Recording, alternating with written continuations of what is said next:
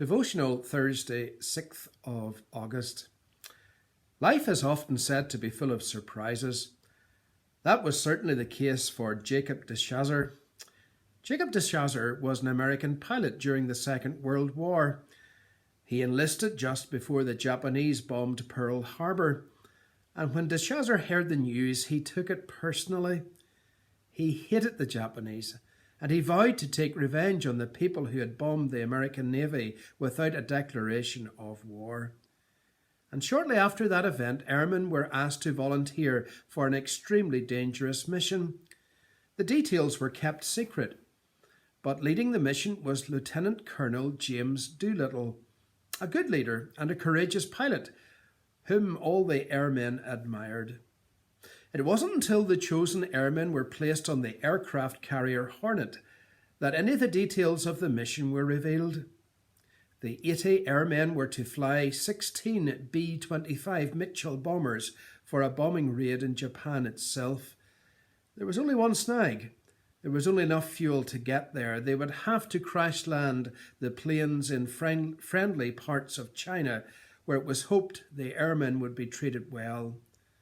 The mission itself was not a massive strategic success, but psychologically it dealt a huge blow to Japan. She was now vulnerable, and it spelt the beginning of the end. But for de Chazer and his friends, there was a great cost to pay. His plane crash-landed in Japanese-occupied China, where he was picked up and became a Japanese prisoner of war. And for the next 3 years, he would be so badly treated that one night he thought he was going to die. 4 of the 8 captured had already died in prison, and de Chazer believed his time had come. But in May 1944, something happened that totally turned de Chazer's life around. What was it? Well, the 4 men still in the Japanese concentration camp were amazingly allowed to read the Bible, and they each read it in turn. De Chazer was no Christian at all. If anything, he was opposed to faith. But in May 1944, he began reading. He was allowed the Bible 3 weeks, but it was 3 weeks that changed his life. This is his description of what happened.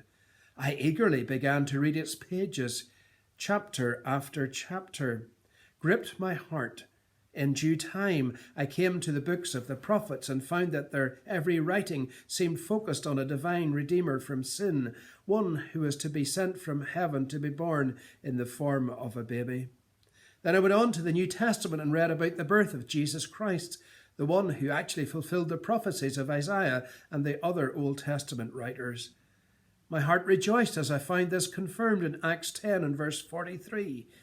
To Jesus all the prophets testify that through his name whoever believes in him will have forgiveness of sins. And on the 8th of June 1944, the words of Romans 10 and 9 stood out boldly before my eyes.